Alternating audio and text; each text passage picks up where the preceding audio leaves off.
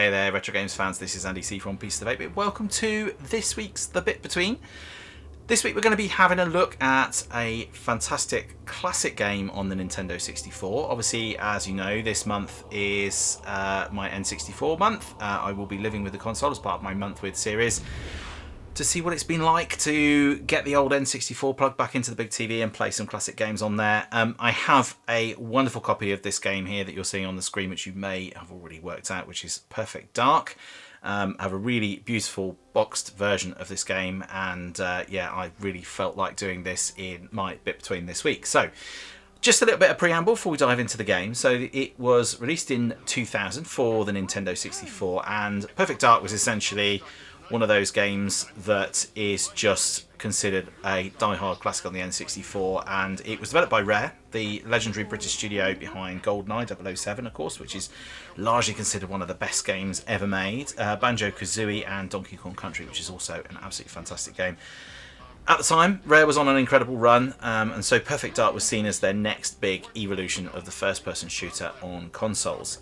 Originally developed, as I said, as the spiritual successor to GoldenEye, Perfect Dark used an upgraded version of the same engine that really pushed that N64 to its limits.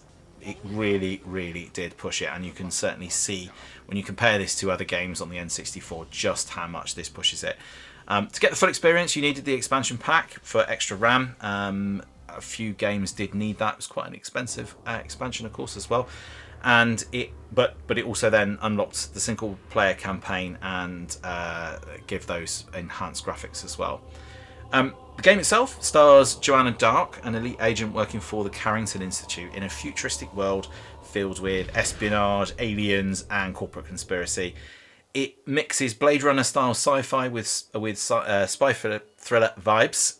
It's full of secret labs, alien tech, and double crosses. And you can definitely see from that intro sequence, the first thing that springs up to my mind, yeah, here we go, look. This immediately just feels like Blade Runner. I just saw it. That was my first thought. Blade Runner, bit of Fifth Element maybe with the flying cars, but yeah, definitely got some Blade Runner vibes going on there. Gameplay wise, Perfect Dark took everything that worked with GoldenEye and then just cranked it up to 11. You had smart, varied mission objectives, stealth mechanics, huge arsenal of inventive weapons, many with secondary fire modes as well, and even AI simulants for custom multiplayer matches. Controls were classic N64 FPS, a bit clunky by modern standards, it has to be said, but revolutionary at the time, of course, and with that precision aiming that he brought, which is really, really good, I have to say, which is cycled via the C buttons. Overall, the feel of the game was very moody, it was high-tech, dimly lit corridors, buzzing computer screens, and an atmospheric soundtrack really gave it that sense of espionage and tension. And it really felt like a secret agent sim set in the future, which is obviously what they were going for. Critically, of course, Perfect Dark was a massive hit, praised for its ambition, its depth, technical achievements, and many reviewers call it the most advanced FPS ever made for a console at the time. Won multiple awards, multiple Game of the Year awards, and has since become one of the N64's defining titles. I think it's a must-have on this platform. Obviously went on to spawn Perfect Dark Zero on the Xbox 360, which is not a game I've really played, I have to be honest. And there was a faithful remaster on Xbox Live Arcade. Again, I've not really taken a good look at that, but the 2000 original is still remembered as the one that perfected what GoldenEye started. Now, I'll be honest with you, this is not a game I've played a lot of. It's a game I've sort of dabbled with and played a little bit of. I love the setting of it. I've never really spent the time having a really good play on it, mainly because I didn't own a Nintendo 64 at the time. So I've mostly played this sort of more recently. It's available on the Switch, so you can play it on if you've got the Nintendo Online subscription, you can play it on the N64 emulator on there. And that's what I'm doing most of the time when I play this. This is on the N64 emulator, Mupin 64 I think it's called, which is on OpenEMU for help of, basically to help me record it. Yeah, it's obviously best played on the Nintendo 64. That is the place to go. So let's dig straight into the gameplay. I'm going to do the first mission, and yeah, it takes about 10 minutes, which is kind of handy really, and I'll talk you through a little bit of the gameplay as I go. So let's get stuck straight in with the game. Okay, so I have got a silenced weapon to start with. The nice thing is you'll see when I encounter enemies, it will have a good go at locking on straight away. There's not much that I have to do to get it going. Let's just walk down these stairs. I love the feel of this game. Look at it. You know, this is a 25-year-old game. I think it looks great. I feel like the AI is a little bit better than in Goldeneye. I think the characters look a little better, but their faces are kind of weird. There's a guy hiding behind here. I know this for a fact. There we go. Got him. Okay, we can change our weapon. So what else we got? Haven't got much in this one, so let's just keep with the silence weapon to start with. So the purpose of this mission is I've got to find the lab and get myself into the lab, which is kind of at the bottom of the building. So basically I've got to work my way down. That's a classic Goldeneye thing where the guys get trapped in the scenery. Don't want that weapon, that's going to be noisy. Let's go down these stairs here. There's a guy hiding out down here, I think. We might have gone back in. Oh, there he is. Take around here. I think there's another chap hanging around somewhere. Where is he? Controls are a little bit difficult to get used to when you. As I mentioned, I'm playing this on an emulator, so I'm actually using a PlayStation 4 controller. I did try using the N64 controller that I've got for the Switch, but it just didn't work that well. Now I could go in here, but I don't think I will. Well, shall I? Yeah, all right, I will do. For your good benefit, I'll go in here. So, who are you and what are you doing here? What am I doing here? She's got a gun. She's going to run. She's going to call security now. I'm not going to hang around to wait for them.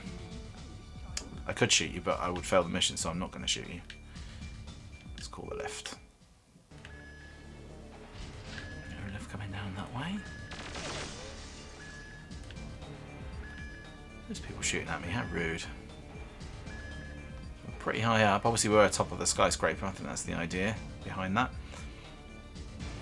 I do love that. It's definitely got that sort of Bond feel about it. Sort of future Bond almost, isn't it? Right, now, here we go. Get her.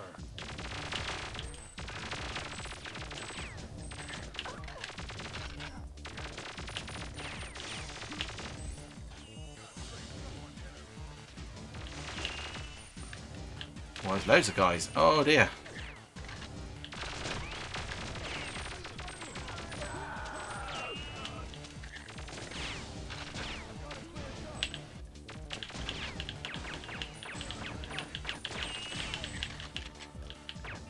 It's right, I've gone all quiet now when I'm concentrating. I don't know where my health is. Where's that? Oh, there's loads of stuff to collect here. That was a whole bunch of people that I... yeah, they're all sleeping. They're all sleeping. Right, okay. Oh, I might be a bit quicker on this mission because I know what I'm doing now. Now, I'm right on the floor level here, so I can't go outside because it's locked, but that's not what I want to do anyway. Right, so I've got to find the entrance to this lab. I'm pretty sure... Now, there's a door here. Oh, that one's locked. And I think there's another one around here. Yeah, once you get the hang of the controls, it's really not too bad at all. It just takes a bit of getting used to, because obviously it's made extra difficult by the virtue of the fact that you are using a PlayStation controller for the emulator. But obviously, if you've played GoldenEye and you're playing this on the N64 natively, the controls will seem very familiar to you if you are, of course, familiar with GoldenEye, which many people are, of course. Got a really good soundtrack. Nice and atmospheric. And there we go. Objective 1 completed. So that was nice and straightforward, wasn't it? I did that in 4 minutes and 41. So let's play for a little while longer on this next mission. Last time I did it, it took me 9 minutes. Let's go in here. Let's just play for 5 more minutes. Let's start on this second one here. But yeah, I think it looks great, and I love. There's things I particularly like about it. So things that for a console of its age, I think are really good. The faces are a little strange. I do find the faces a little bit weird. It's almost like they've sort of been pasted on, but it's definitely better than GoldenEye for that side of things. That is for sure. That's amusing. I think he got away with it quite lightly considering everybody else has been shot. Let me change my weapon here. Okay, oh no, I don't want to change it to punch, do I? That's not going to be... Oh, have I not got another weapon? Apparently not.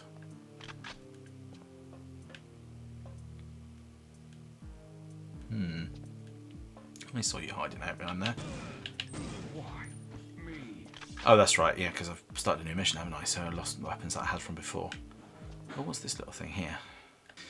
Yes, I mentioned about the N64 controller. Sorry, yes, I couldn't get that working with the emulator.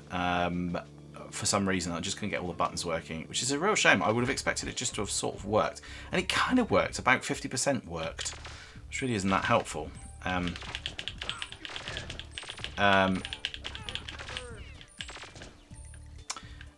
So yes, I've had to go with the PlayStation controller, which does make it controls are slightly weird. Everything feels a little bit odd, but it works. It does work. Once you get the hang of it, it's actually not too bad at all.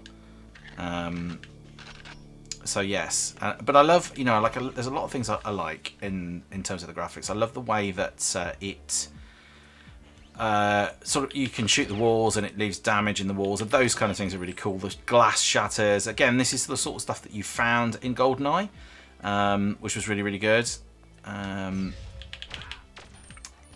But this game just seems to sort of improve on just about everything. Now I'm pretty sure I don't want to go in here. There's someone here. I'm pretty sure.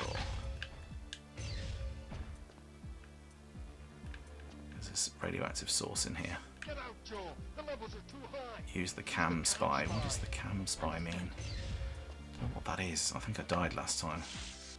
Picked up a shield. Okay, let's not go in there anymore. Let's go down here.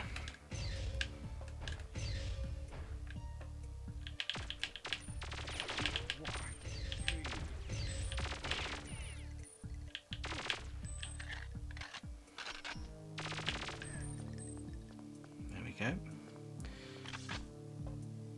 I could just play this game for hours. I absolutely could. I appreciate that I keep going quiet. It's because I'm sort of concentrating.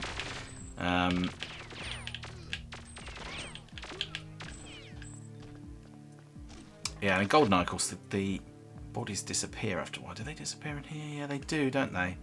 I suppose it's just I guess just a limitation thing. They disappear straight away in that, of course. In this, they hang around for a little while longer until you sort of left the scene. And what's in here then?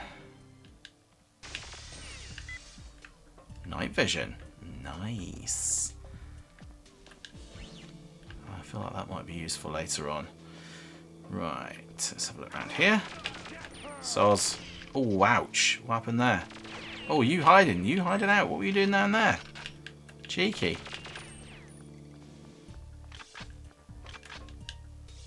That's locked. Nope. Okay, let's go over this way. I feel like I want to go here. Love the lighting effects as well.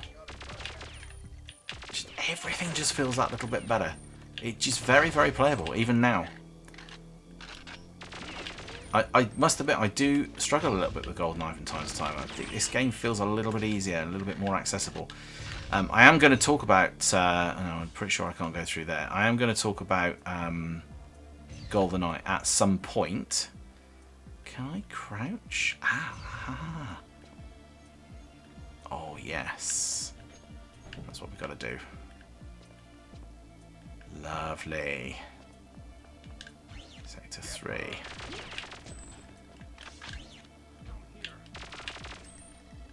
Right.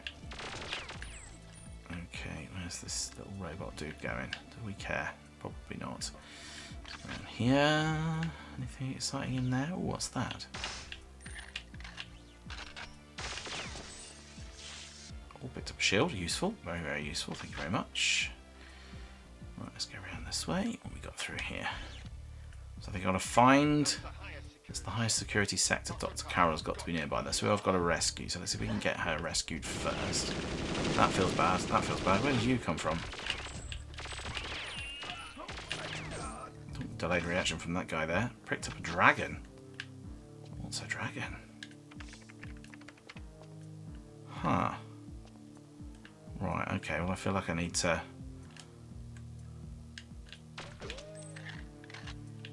Can I do this? Okay. Well, I failed the mission. I probably didn't need to do that. Okay, so I'm not going to be rescuing Carol anytime soon because she's now locked in that area which I've just destroyed. Okay, alright. Oh, hello. I gotta go back that way. Alright, let's leave it there then. So let's just sort of wrap up then ultimately. I'm gonna have to wait for this little robot dude to come back. So while I'm waiting for this little robot dude to come back, where is that little robot dude? Abort mission. Yeah, I'm gonna. Okay. Yeah, so there you go. That's Perfect Dark. A really, really enjoyable game on the Nintendo 64 by Rare. I have really enjoyed going back and having a look at this, and as always with a lot of these games, I absolutely want to go and play this a lot more. And that is what I am going to do. I will also be talking about Rare's other classic, which of course everybody knows about, which is Goldeneye. As I mentioned before, largely considered one of the best games ever made. And oh